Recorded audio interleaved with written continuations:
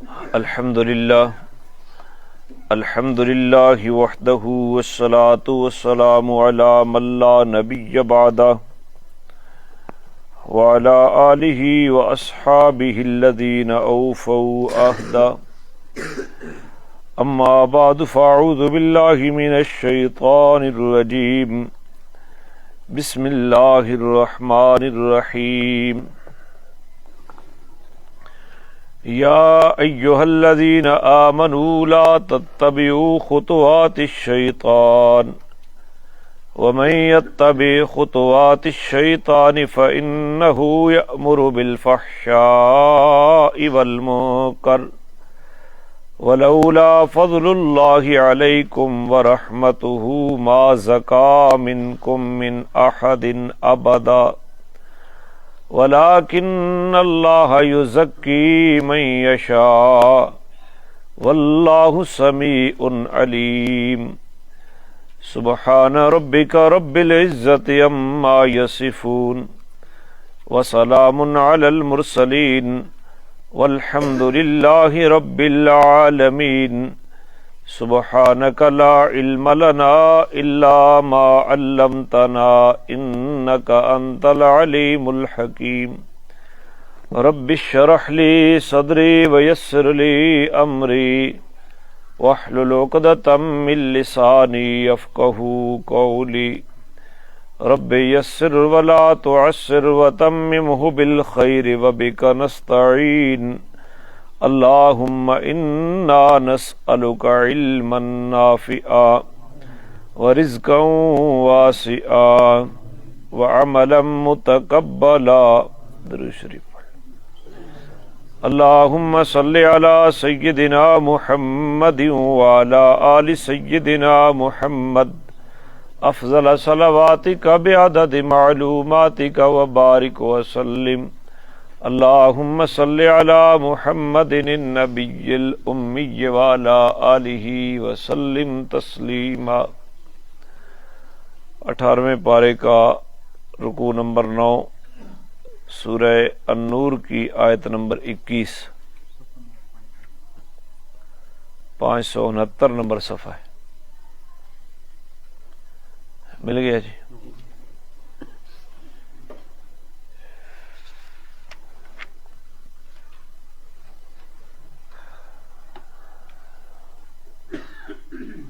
واقعہ افک جناب سیدہ عائشہ رضی اللہ تعالی عنہا کے اوپر منافقین نے جو تہمت گھڑی، اللہ تعالی نے اس تہمت کو صفایا کے لیے برات نازل فرمائی.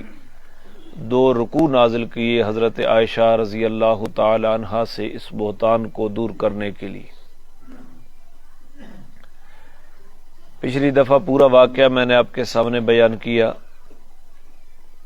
تھوڑا میں اجمالاً آج بیان کر دیتا ہوں تاکہ یہ آیات سمجھنے، اگلی آیات سمجھنے میں دوبارہ آسانی پیدا ہو.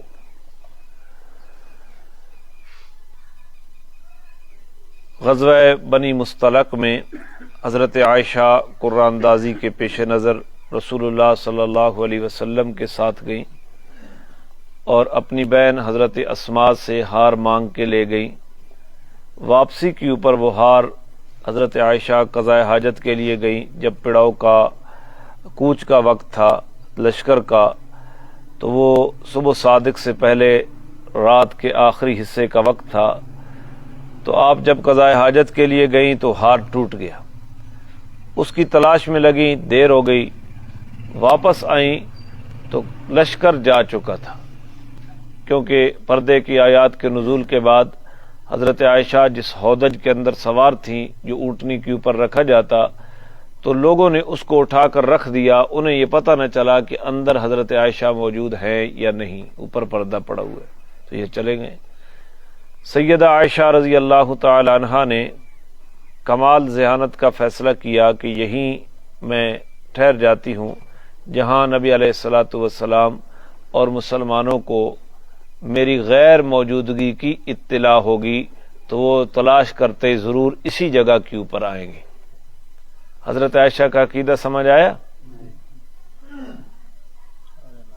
جی، کہ جہاں آپ کو اور آپ کے رفقا صحابہ کو میری غیر موجودگی کی اطلاع ہوگی، وہ یہاں تو فتویٰ لگا دو حضرت عائشہ کے اوپر۔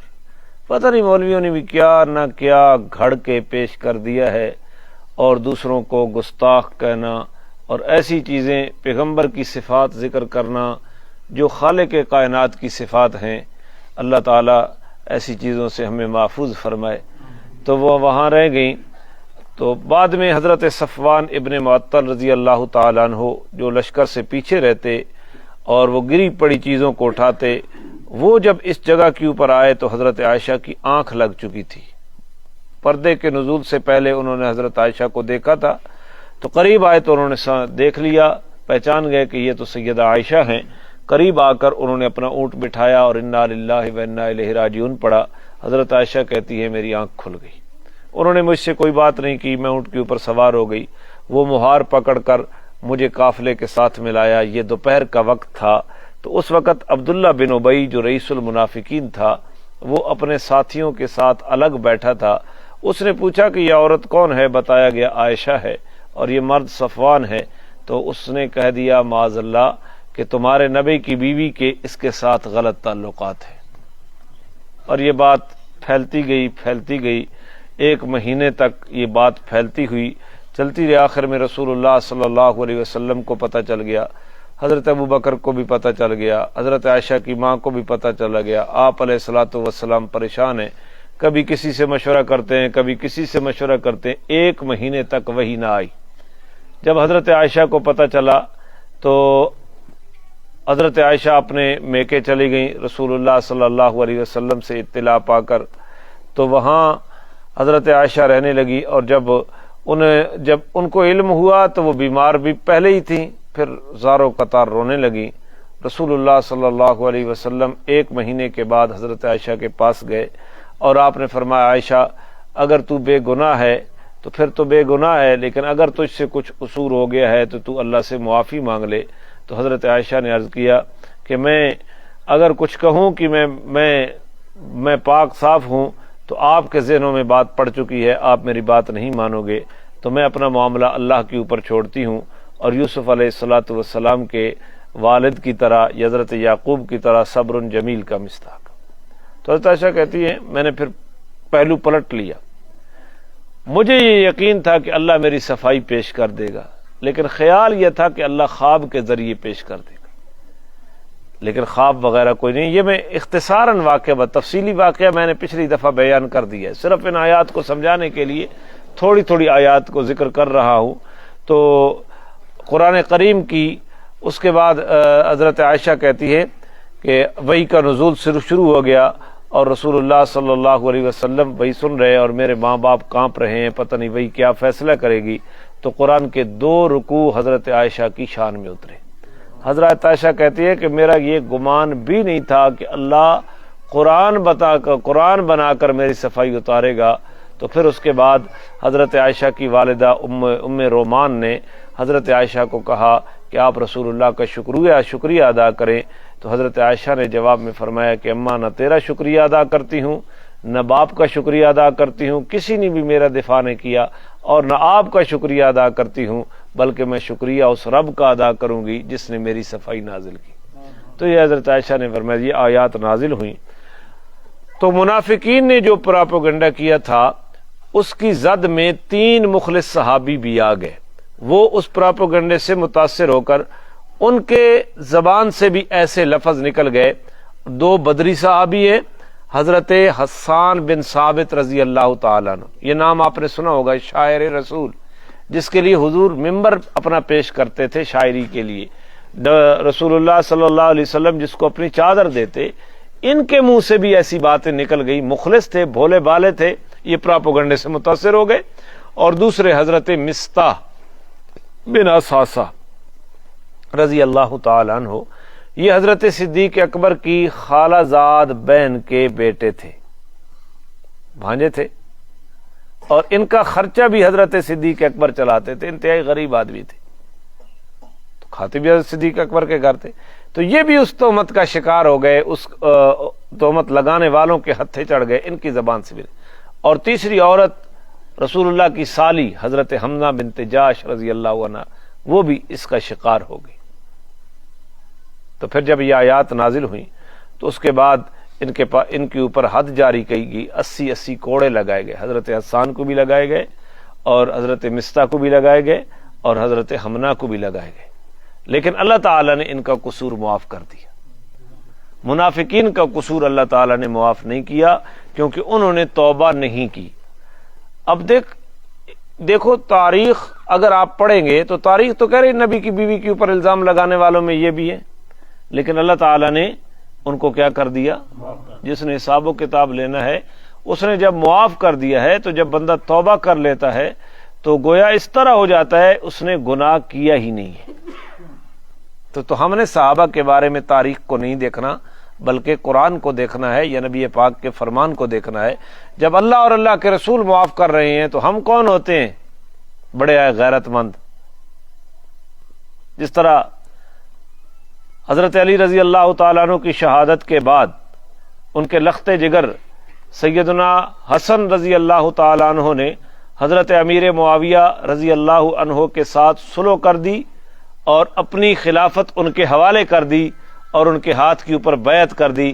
آج بھی لوگ بھونکتے ہیں بڑے غیرت مند آئے ہو، باپ کا بیٹا صلح کر رہا ہے، تم 14 صدیاں ہو گئی، تم معاف کرنے کے لیے تیار نہیں، تم ہوتے کون ہو؟ اپنا تعارف تو کرواؤ۔ بات سمجھنے کی ہے نا؟ تاریخ کی گتھیوں میں تو حضرت حسن تم سے زیادہ سمجھدار تھے، تم سے زیادہ غیرت مند تھے، وہ علی المرتضیٰ کے خون تھے جن کے بارے میں رسول اللہ صلی اللہ علیہ وسلم نے بشارتیں دی ہیں، لہذا صحابہ کے عنوان کے اوپر خطا نہیں کھانی چاہیے۔ تو یہ آیات نازل ہوئیں، تو جب یہ آیات نازل ہوئیں تو اس وقت حضرت صدیق اکبر نے قسم اٹھا لی کہ آج کے بعد میں مستہ کا خرچہ نہیں دوں گا، بھانجے بھی ہیں میرے گھر سے کھاتے ہیں، خرچہ بھی میں اٹھاتا ہوں، اور میری بیٹی ام المومنین کے اوپر تہمت لگانے والوں میں مستہ بھی کیا ہے؟ شامل ہے۔ تو اللہ تعالیٰ نے قرآن اتارا اور صدیق اکبر کو منع کر دیا کہ یہ قسم توڑ دو، ایسا کام ٹھیک نہیں ہے۔ یہ بھی آج آ رہا ہے، وہ میں وہاں پھر دہراتا ہوں اس بات کو۔ تو میں اب خلاصہ بیان کر دیتا ہوں۔ جو لوگ یہ پچھلے رکوع کا پچھلے 10 آیات ہو گئی، جو لوگ بہتان لے کر آئے وہ تم ہی میں سے ایک جماعت ہے، منافقین کو بھی اس میں شمار کیا گیا کیونکہ بظاہر وہ کلمہ پڑھتے تھے۔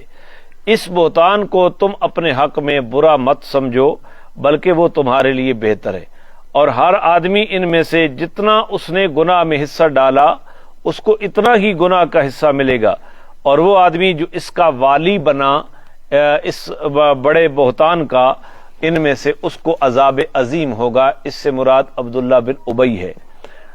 اور پھر اللہ تعالیٰ نے مسلمانوں کو یہ بات کہی کہ کیوں نہ مومن مردوں اور مومن عورتوں نے جب یہ بات سنی تو انہوں نے اپنی جانوں کے حق میں خیر کیوں نہیں گمان کر لی؟ ظن المومنین خیرا، مومنوں کے حق میں خیر بدگمانی آج تو بہت عام ہو گئی ہے، ہر آدمی بدگمانی کا شکار ہے۔ تو قرآن نے کہا کہ حسن ظن کیوں نہیں رکھا، اور انہوں نے یہ بات کیوں نہیں کہی کہ یہ واضح جھوٹ ہے، اور کیوں وہ اس اپنی بات کے اوپر 4 گواہ لے کر نہ آئے؟ جب ان کے پاس 4 گواہ نہیں ہیں تو وہ اللہ کے حکم کے مطابق جھوٹے ہیں۔ اب یہاں ایک بات میں رک کے سمجھانا چاہتا ہوں، یہ بدکاری کی گواہی کتنی ہے؟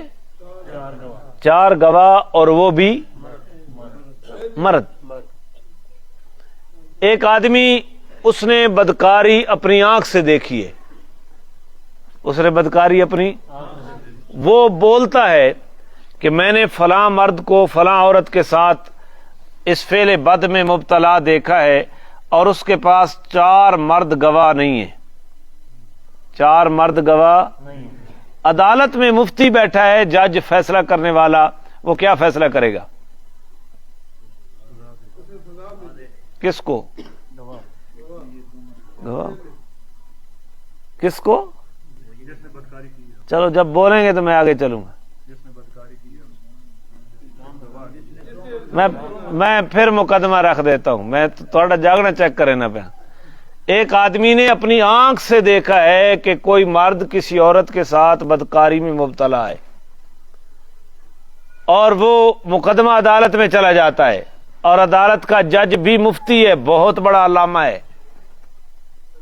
جج کہتا ہے کہ 4 گواہ لاؤ، 4 حقیقت میں اس نے دیکھا ہے یہ معاملہ بدکاری والا، لیکن اس کے پاس گواہ، جج کیا فیصلہ کرے؟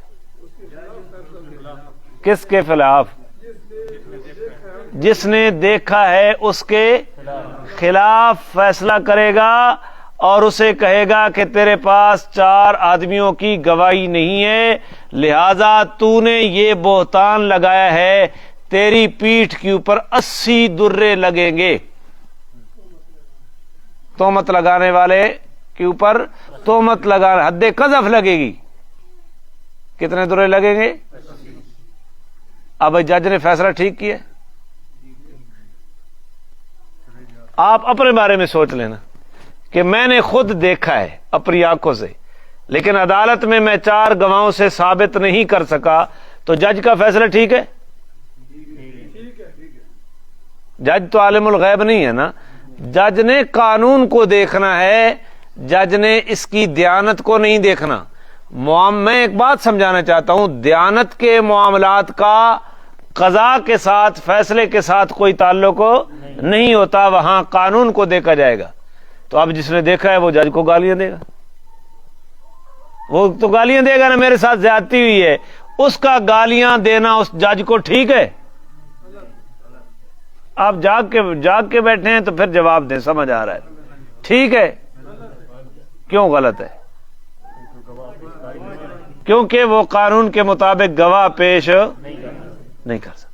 تو اسے حکم تھا کہ جب تیرے پاس گواہی نہیں ہے تو زبان کے اوپر خاموشی اختیار کر، چپ رہے۔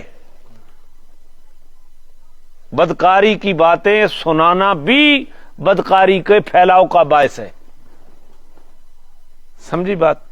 لہذا فیصلوں میں دیانتداری کے امور نہیں دیکھے جاتے۔ دیانت تو یہ ہے کہ اس نے دیکھا ہے، تو دیانت میں قضاء کے اصولوں کو دیکھا جائے گا، فیصلوں کے اندر کے فیصلے کے لیے کون سے اصول ہیں۔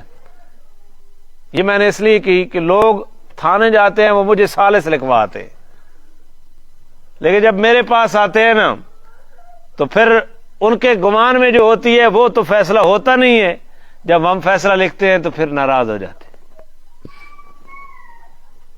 پھر کیا ہو جاتے ہیں؟ 2 3 سال نہیں بولتے میرے ساتھ۔ تو ہم کوئی عالم الغیب ہے؟ ہم نے ان کی دیانت کے معاملات کو نہیں دیکھنا، ہم نے اصول کو دیکھنا ہے کہ اس کی بات اصول کے اوپر پوری اتر رہی ہے یا نہیں ہے۔ دیانت میں شاید وہ سچا ہو، دیانتداری والے معاملات کو وہاں نہیں دیکھا جائے گا، نہ ہمیں اس کے اندر کی ٹٹول کی ضرورت ہے۔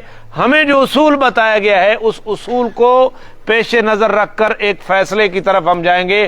ہو سکتا ہے وہ فیصلہ دیانت کے اصولوں کے خلاف ہو، لیکن وہ فیصلہ قضاء کے اصولوں کے مطابق ہوتا ہے، لہذا فیصلہ کرنے والا مجرم۔ سمجھیے بات؟ اس لیے ہم بھی لوگوں کو کہہ دیتے ہیں کہ مصالحت کی طرف آ جاؤ، کچھ لو اور کچھ دو کے اوپر آ جاؤ۔ اگر اس طرح نہیں آتے، آپ شرعی اصول کے اوپر فیصلہ کریں گے تو یقینی بات ہے کہ ایک پارٹی کے خلاف فیصلہ جائے گا، فیصلہ دونوں کے حق میں آئے گا۔ ایک دعوے دار ہے، دوسرے کے خلاف دعویٰ ہے، تو یقینی بات ہے ایک کے خلاف فیصلہ جائے گا اور دوسرے کے، تو جس کے خلاف جائے گا وہ آپ کا دشمن بن جائے گا، جس کے حق میں مان کے جائے گا وہ آپ کا کیا بن جائے گا۔ لہذا سالس ماں بڑھاون لگے، خیال بھی کرائے، تو پھر فیصلہ ایک کے خلاف ہوگا، ایک کے حق میں ہوگا۔ ہو سکتا ہے دیانتاً جس کے خلاف ہو، دیانتاً وہ ٹھیک ہو، لیکن ہم نے اس کی دیانت کی طرف نہیں جانا، ہم نے اصول کی طرف دیکھنا ہے کہ اصول کے اعتبار سے فیصلہ کس انداز میں کرنا ہے۔ اگر گواہ باقی دیانت کا معاملہ یہ اللہ اور اس بندے کے مابین ہے، کیونکہ اللہ علیم بذات الصدور ہے، اور جج، قاضی، مفتی وہ علیم بذات الصدور، اس نے اصول کو دیکھا۔ بس یہ میں نے آپ کے فائدے کے لیے ایک بات گوش گزار کر دی۔ انشاءاللہ آپ کو جب یہ یاد ہوگی تو کئی معاملات میں آپ کی یہ معاون بنے گی۔ تو لوگ کہہ دیتے ہیں کئی فیصلے ایسے میں نے کیے، لوگ بعد میں کہتے ہیں ادھر مل گئے مولوی صاحب، ادھر مل گئے، جن کے خلاف ہوا وہ کہتا ہے ادھر مل گئے۔ تو کرواؤ نہیں ہم سے فیصلے، ہمیں کرواتے، ہمیں ثالث یا جج بناتے ہو تو پھر اس کو برداشت کرو کہ جو فیصلہ کرو گے آپ کے اوپر منحصر ہے، ہم اس فیصلے کے اوپر کیا ہوں گے؟ راضی ہوں۔ تو اللہ تعالیٰ میں سمجھ نصیب فرمائے۔ اللہ تعالیٰ نے فرمایا کہ اگر اللہ کے اوپر اللہ کی رحمت اور فضل دنیا اور آخرت میں تمہارے اوپر نہ ہوتا تو تمہیں جس چیز کے اندر تم مبتلا تھے عذاب عظیم میں تم مبتلا ہو جاتے۔ جب تم اپنی زبانوں سے ایسی باتیں کہہ رہے تھے اور تم ایک دوسرے کے ساتھ باتیں کر رہے تھے جن چیزوں کا تمہیں علم نہیں ہے اور تم اس کو ہلکا گمان کر رہے تھے، حالانکہ اللہ کے ہاں یہ بہت بڑی چیز ہے، یہ معمولی الزام نہیں تھا، ایک پیغمبر کی بیوی کے اوپر الزام لگ رہا تھا۔ کیوں نہ تم نے جب یہ بات سنی تو تم نے یوں کیوں نہ کہہ دیا کہ ہم اس معاملے میں نہیں بولتے؟ اللہ کی ذات ہر عیب سے پاک ہے اور یہ جو ہے بہتان عظیم ہے۔ اللہ تمہیں نصیحت کرتا ہے آئندہ کے لیے ایسی بات کبھی بھی نہ کرنا اگر تم مومن ہو۔ اگر تم مومن ہو، یہاں پہ میں نے آپ کو بات سنائی تھی، پھر سن لیں۔ خمینی نے کہا نا کہ ملا باقر مجلسی شیخ الاسلام ہے، اس کی کتابیں پڑھا کرو۔ وہ پوری بات آج میں نے پھر دیکھی ہے، پچھلی دفعہ میں پوری نہیں سنا سکا۔ وہ کہتے ہیں کہ جب ہمارا امام آئے گا نا، امام مہدی غار سے باہر، یہ شیعہ کا گندا مذہب ہے، باہر آئے گا، وہ سیدھا روزہ رسول کے اوپر آئے گا۔ سنو، اس کی ملا باقر مجلسی کی کتاب حق الیقین امام مہدی کے بارے میں کہتا ہے، روزہ رسول کے اوپر آئے گا، حضور علیہ السلام کی قبر شک ہوگی، آپ قبر سے باہر آئیں گے اور امام مہدی کے ہاتھ کے اوپر بیعت کریں گے معاذ اللہ۔ یہ اندھا عقیدہ ہے۔ اور پھر اس کے بعد ان قبروں سے جو دو بت پڑے ہیں ان کو وہ نکال کر باہر پھینک دے گا، ایک ابو بکر کو بت کہا اور دوسرا عمر کو کہا۔ پھر وہ جنت البقیع میں جائے گا اور حضرت عائشہ کی قبر شک ہوگی، حضرت عائشہ کو باہر نکال کر حد زنا لگائے گا، حد لگائے گا۔ اس برات کے بعد جو حضرت عائشہ کے متعلق تہمت کا عقیدہ رکھتا ہے وہ قرآن کا منکر ہے، اور قرآن کا منکر مسلمان نہیں ہے، کافر ہے۔ پھر وہ چوتھا کام کیا کرے گا؟ اہل سنت کے علماء کو قتل کرے گا۔ پانچواں کام یہ کرے گا کہ عام سنیوں کو قتل کرے گا۔ یہ ہے ان کا عقیدہ حق الیقین، جو ملا باقر مجلسی شیعہ کی کتاب ہے۔ حضرت عائشہ کے بارے میں آج بھی ان کا عقیدہ یہ ہے، اور قرآن کہہ رہا ہے اگر تم مومن ہو تو آئندہ کے لیے ایسی بات نہیں کرنا۔ اللہ تمہیں نصیحت کر رہا ہے اس بات کی، اور اللہ تمہارے لیے آیات کو بیان کرتا ہے واضح طریقے سے۔ اللہ جاننے والا ہے، حکمتوں والا ہے۔ جو لوگ ایمان والوں کے اندر برائی کا فروغ چاہتے ہیں کہ برائی پھیلے لوگوں کے اندر، ان کے لیے دنیا کے اندر بھی اور آخرت کے اندر بھی دردناک عذاب ہے، اور اللہ جانتا ہے تم نہیں جانتے۔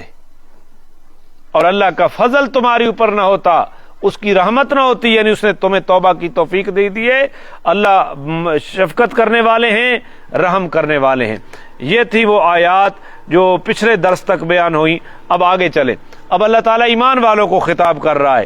وہ ایمان، اگرچہ اس کا واقع نزول تو خاص ہے، ان 3 صحابہ کے بارے میں نازل ہوا، لیکن یہ قانون قیامت تک کے لیے ہے۔ یا ایھا الذین آمنو، اے ایمان والو، لا تتبعوا خطوات الشیطان، شیطان کے پیچھے مت چلو۔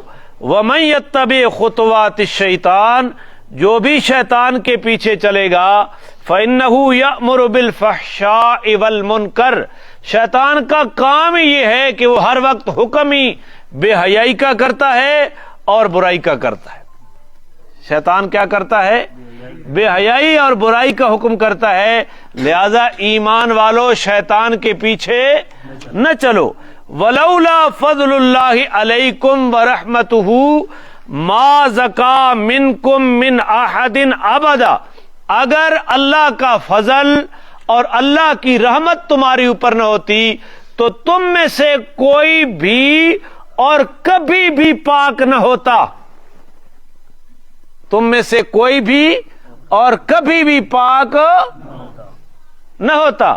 اللہ کا فضل اور رحمت نہ ہوتی تو تم میں سے کوئی بھی اور کبھی بھی پاک، اللہ نے فضل فرمایا، اللہ نے رحمت فرمائی، تمہیں توبہ کی توفیق دے دی، اور اس نے تمہارا گناہ کیا کر دیا؟ اللہ نے معاف کر دیا. اللہ سے زیادہ غیرت والا کوئی ہے؟ اللہ نے معاف کر دیا. حضرت مصطح کو بھی معاف کر دیا, حضرت حسان کو بھی معاف کر دیا, اور حضرت حمزہ حمنہ بنت جاش کو بھی. تو پتہ چلا کہ صحابہ کو پرکھنے کا معیار تاریخ نہیں ہے, بلکہ کیا ہے؟ اللہ کا قرآن ہے یا نبی کا کیا ہے فرمان. کبھی بھی وَلَٰكِنَّ اللَّهَ يُزَكِّي مَن يَشَاءُ. لیکن یہ بھی یاد رکھنا کہ توبہ کی توفیق مل جانا اور بندے کا پاک ہو جانا یہ اس کا کوئی کمال نہیں ہے, یہ توفیق الہی سے ہوتا ہے. وَلَٰكِنَّ اللَّهَ يُزَكِّي مَن يَشَاءُ. لیکن اللہ جس کو چاہتا ہے اسے پاک کرتا ہے. اللہ جسے چاہتا ہے. ان تین صحابہ کو تو اللہ نے توبہ کی توفیق دے دی. انہوں نے توبہ کر کے نبی علیہ السلام سے بھی قصور معاف کروا لیا, حضرت عائشہ سے بھی قصور معاف کروا لیا, اللہ سے بھی قصور معاف کروا لیا. لیکن منافقوں کو اللہ نے توبہ کی توفیق نہیں دی. واللہ سمیع علیم. اللہ زبانوں سے نکلی ہوئی باتوں کو سننے والا ہے, دل کے اندر چھپی ہوئی نیتوں کو اللہ جاننے والا ہے. یہ ہے واللہ سمیع. لہذا ہمیں تول کر بولنا چاہیے. زبان سے جو لفظ نکلے وہ تلے ہوئے ہوں کہ کہیں یہ پکڑ کا باعث نہ بن جائے. دل کے اندر جو نیت اور ارادہ چھپی ہو اس کو بھی صاف اور پاک رکھنا چاہیے. پھر آگے وہ آیت آ گئی. حضرت جب یہ آیات نازل ہوئی نا, توجہ ہے نا آپ کی, حضرت سیدنا صدیق اکبر رضی اللہ تعالی عنہ کی بیٹی تھی حضرت عائشہ. جب یہ آیات نازل ہوئی, حضرت عائشہ کی برات نازل ہو گئی, تو حضرت مصطح جو حضرت ابو بکر صدیق کے بھانجے بھی بنتے ہیں, خالہ زاد بہن کے کیا تھے؟ بیٹے تھے, بھانجے بھی بنتے ہیں. اور ان کا خرچہ بھی کون چلاتا تھا؟ ابو بکر. حضرت صدیق اکبر نے کہا آج کے بعد میں مصطح کا خرچہ ادا نہیں کروں گا. توجہ ہے تو میں کچھ پوچھوں, آج کے بعد میں مصطح کا خرچہ ادا. ابو بکر نے ٹھیک فیصلہ کیا تھا دنیا کے اعتبار سے یا نہیں؟ ایسی سڈیا نمازاں پڑھا تے تسی ایسے ڈیکوزے بن.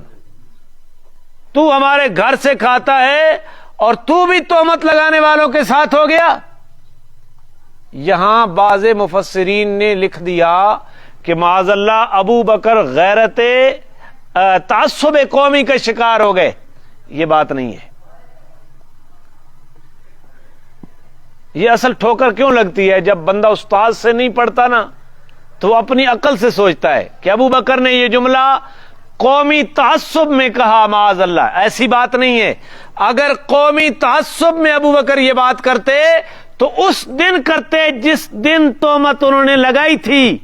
ابو بکر نے بات اس دن کی تھی جس دن حضرت عائشہ کی برات نازل ہوئی, اور صرف بیٹی ہونے کی وجہ سے یہ بات نہیں کی, بلکہ ابو بکر کی بیٹی تو تھی رسول اللہ کی وہ بیوی تھی, اور بشمول ابو بکر کے تمام مومنین کی وہ روحانی ماں تھی, ام المومنین. لہذا جس طرح حضرت عائشہ کا ادب پوری امت کے مسلمانوں کے اوپر فرض ہے, اسی طرح ابو بکر بے شک عائشہ کا باپ ہے, لیکن ام المومنین ہونے کے ناطے اس باپ کے اوپر بھی عائشہ کا ادب فرض تھا. اس لیے ابو بکر صدیق نے یہ جملے کہے رسول اللہ کی غیرت کے پیش نظر کہ ام المومنین کے اوپر یہ تہمت لگی, اور قرآن نے جب صفائی کر دی تو ابو بکر نے کہا کہ آج کے بعد میں خرچہ. جب قرآن کی یہ آیت اتری نا, میں پڑھ کے پھر وہ جملے سناتا ہوں. ابو بکر نے پھر کیا کہا؟ وَلَا يَأْتَلِ أُولُو الْفَضْلِ مِنْكُمْ وَالسَّعَةِ أَن يُؤْتُوا أُولِي الْقُرْبَى وَالْمَسَاكِينَ وَالْمُهَاجِرِينَ فِي سَبِيلِ اللَّهِ. اور قسم نہ اٹھائیں اولو الفضل منکم, تم میں سے جو صاحب فضیلت ہے, جو صاحب وسعہ اور صاحب وسعت ہیں. دو چیزیں ذکر کی, ایک مادی اور ایک روحانی. مادی یہ ہے کہ ان کو دنیا کی وسعت ملی ہوئی ہے, مالدار ہیں, اور روحانی یہ ہے کہ وہ فضیلت والا ہے. وہ تم میں سے جو فضیلت والا ہے اور تم میں سے جو مالدار ہے وہ یہ قسم نہ اٹھائے, وہ یہ قسم. تو کون ہے وہ؟ جس کو قرآن ذی فضل کہہ رہا ہے، صاحب فضیلت، وہ کون ہے؟ ابو بکر.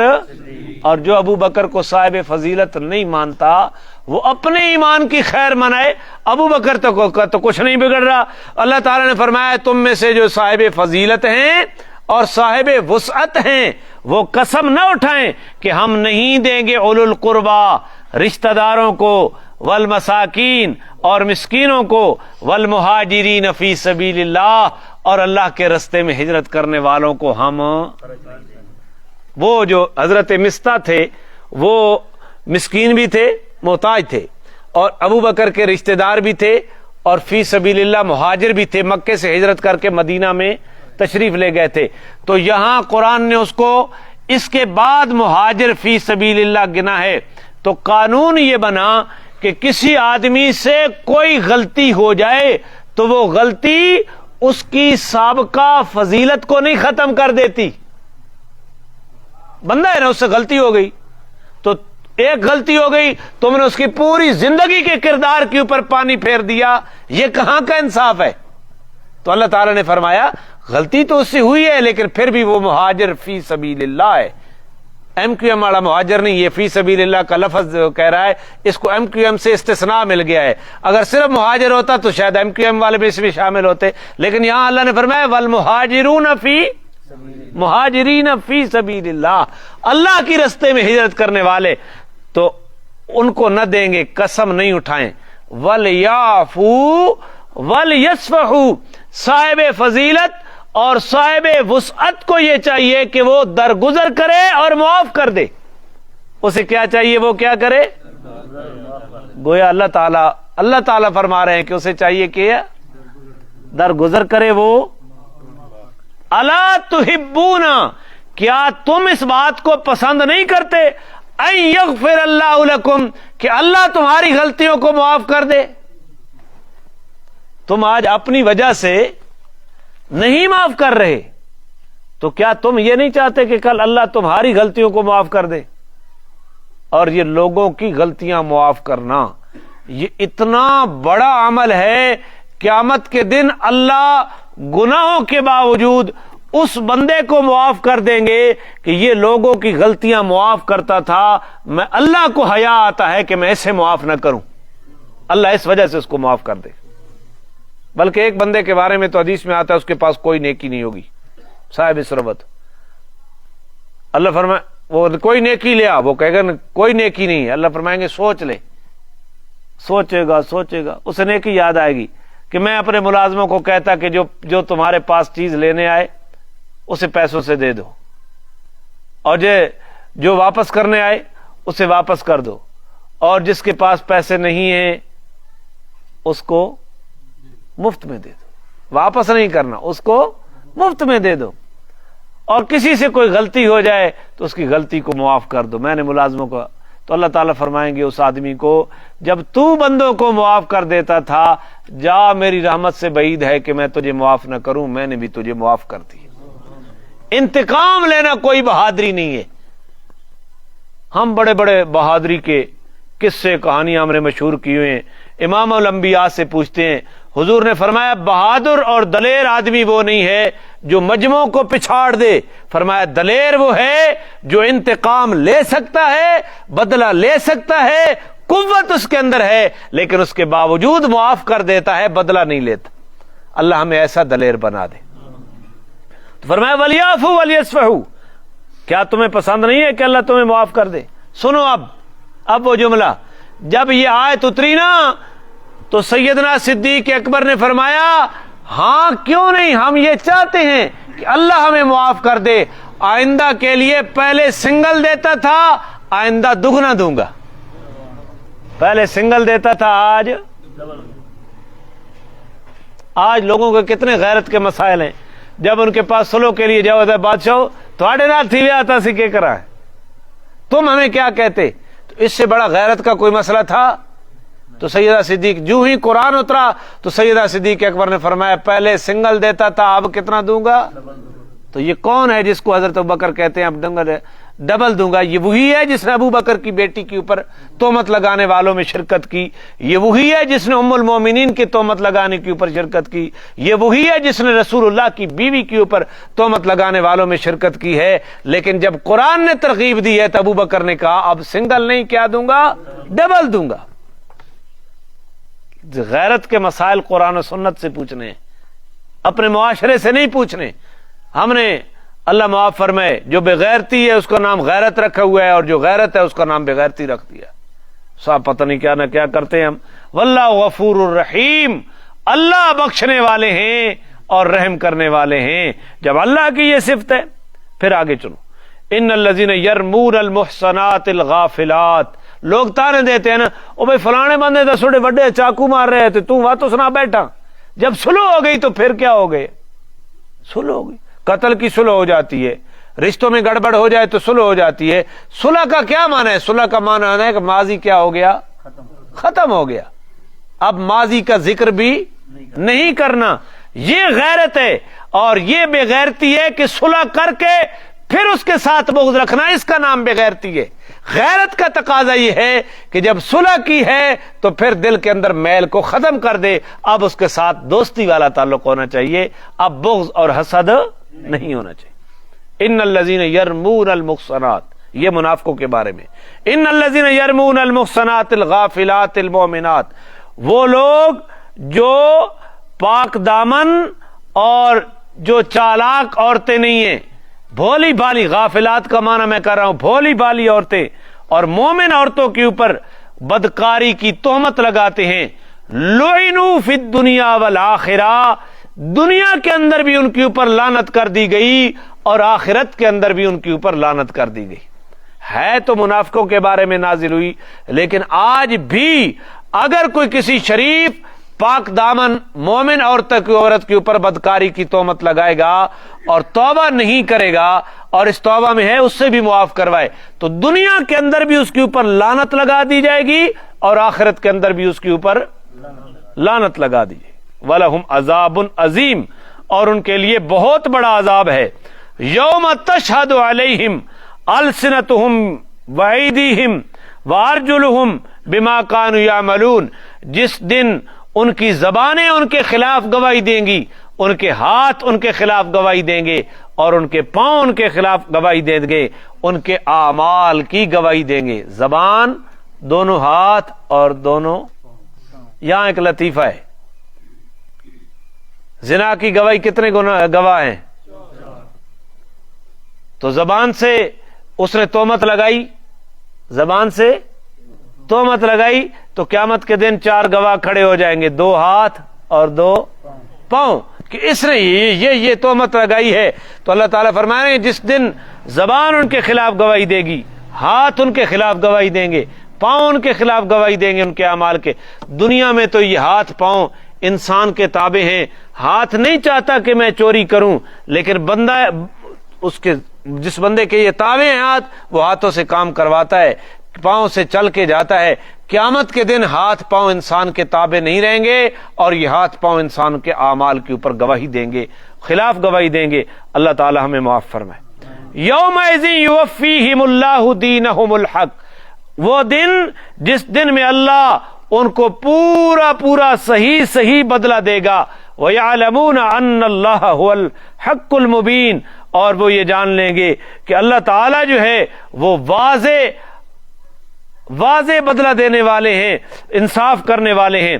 پھر فرمایا الخبیثات للخبیثین، ناپاک عورتوں کے لائق یہ ہے ناپاک مرد، یعنی ناپاک عورتوں کی طبیعت ناپاک مردوں کے ساتھ ملتی ہے۔ والخبیثون للخبیثات، اور ناپاک مردوں کی طبیعت ناپاک عورتوں کے ساتھ ملتی ہے۔ والطیبات للطیبین، اور پاک باز عورتوں کی طبیعت پاک باز مردوں کے ساتھ ملتی ہے۔ والطیبون للطیبات، اور پاک باز مردوں کی طبیعت جو ہے وہ پاک باز عورتوں کے ساتھ ملتی ہے۔ اولئک مبرؤون مما یقولون، یہ لوگ جن کے بارے میں تم نے تہمت لگائی ہے، جو وہ کہہ رہے ہیں اس سے یہ بری ہیں، اس سے یہ اللہ نے واضح بری کہہ دیا نا. اب اللہ تعالیٰ نے حضرت عائشہ اور حضرت صفوان کی صفائی نازل کر دی، اس کے بعد بھی جو یہ عقیدہ رکھے وہ مسلمان ہے. تو یہاں ایک معنی میں نے کر دیا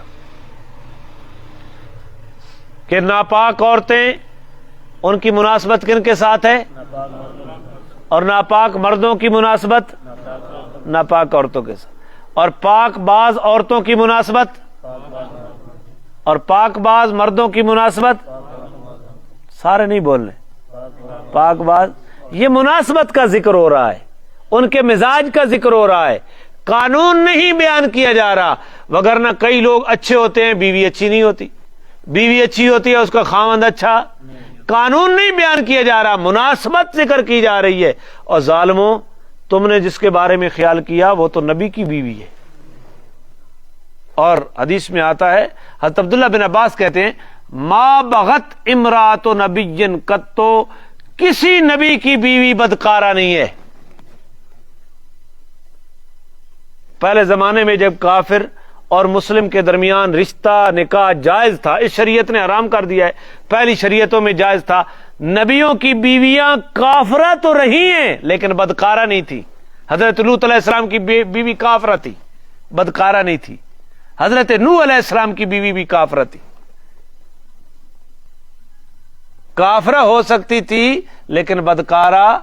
یہ ایک معنی ہے. دوسرا معنی جس کو ہمارے شیخ حضرت مولانا حسین علی رحمہ اللہ ترجیح دیتے ہیں، وہ معنی یہ ہے الخبیثات للخبیثین، یعنی گندی عادتیں. الخبیثات کا معنی کیا ہے؟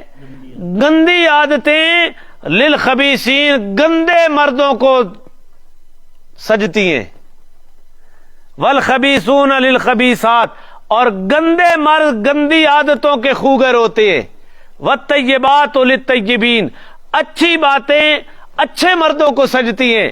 والطیبون للطیبات، اور اچھے مرد جو ہیں وہ اچھی باتوں کو پسند کرتے ہیں. اولئک مبرؤون مما یقولون، اور جن کے بارے میں یہ کہہ رہے ہیں وہ اس سے کیا ہے؟ صفوان بھی بری ہے، وہ اچھا مرد ہے، وہ اچھی باتوں کا خوگر ہے. عائشہ اچھی عورت ہے، وہ اچھی باتوں کی خوگر ہے. لہذا اولئک مبرؤون مما یقولون، یہ بری ہیں اس سے جو یہ کہہ رہے ہیں. لہم مغفرۃ، ان کے لیے تو بخشش ہے اللہ کے ہاں. ورزق کریم، اور ان کے لیے عزت کی روزی ہے. ان کے لیے رزق کریم کہاں ملے گا؟ جنت کے اندر ملے گا. اللہ تعالی عمل کی توفیق عطا فرمائے. اعوذ باللہ من الشیطان الرجیم، بسم اللہ الرحمن الرحیم. یا ایھا الذین آمنوا لا تتبعوا خطوات الشیطان ومن یتبع خطوات الشیطان فإنه یأمر بالفحشاء والمنکر ولولا فضل اللہ علیکم ورحمتہ ما زکا منکم من احد ابدا ولکن اللہ یزکی من یشاء واللہ سمیع علیم. ولا یأتل اولو الفضل منکم والسعۃ ان یؤتوا اولی القربى والمساکین والمہاجرین فی سبیل اللہ ولیعفوا ولیصفحوا الا تحبون ان یغفر اللہ لکم واللہ غفور الرحیم. ان الذین یرمون المحصنات الغافلات المؤمنات لعنوا فی الدنیا والآخرہ ولہم عذاب عظیم یوم تشہد علیہم السنتہم وایدیہم وارجلہم بما کانوا یعملون یومئذ یوفیہم اللہ دینہم الحق ویعلمون ان اللہ هو الحق المبین الخبیثات للخبیثین والخبیثون للخبیثات والطیبات للطیبین والطیبون للطیبات اولئک مبرؤون مما یقولون لہم مغفرۃ ورزق کریم۔ تعلیم الاسلام کی کافی دنوں سے چھٹی ہو رہی تھی، ایک ایک سوال پڑھیں گے، یہ 2 مہینے تو کہ ٹائم شارٹ ہوتا ہے تو تاکہ وقت زیادہ نہ لگے۔ یہ اس دن سوال تو میں نے پڑھا تھا لیکن سمجھا نہیں سکا۔ قرات سے کیا مراد ہے؟ نماز کا جو دوسرا رکن ہے قرات، اس سے کیا مراد ہے؟ نماز کے اندر قرات کرنا نماز کے اندر فرض ہے۔ نماز کے اندر قرات کرنا کیا ہے؟ جس نے نماز کے اندر قرات نہیں کی اس کی نماز نہیں ہوئی، سجدہ سہو کرے تب بھی اس کی نماز۔ تو جواب یہ ہے کہ قرات کہتے ہیں قرآن مجید کے پڑھنے کو۔ قرات کا معنی کیا ہے؟ نماز کے اندر حالت قیام میں قرآن پڑھنا کیا ہے؟ فرض ہے، اور اسی کو کیا کہتے ہیں؟ قرات۔ اس کا نام کیا ہے؟ سمجھ لیا آپ نے؟ قرات فرض ہے، لیکن قرات میں سے فاتحہ پڑھنا واجب ہے، قرات میں سے فاتحہ کے ساتھ کچھ زائد پڑھنا کیا ہے؟ واجب ہے، اور واجب رہ جائے تو سجدہ سہو سے نماز ہو جاتی ہے۔ لیکن پورے قیام میں اس نے قرآن بالکل نہیں پڑھا تو اب اس کا قرات کا فریضہ رہ گیا ہے، لہذا اس کی نماز سجدہ سہو سے بھی درست نہیں ہوگی، نماز ہوئی ہی نہیں، لہذا اثر نو وہ نماز پڑھے۔ سمجھ لیا آپ نے سوال جواب؟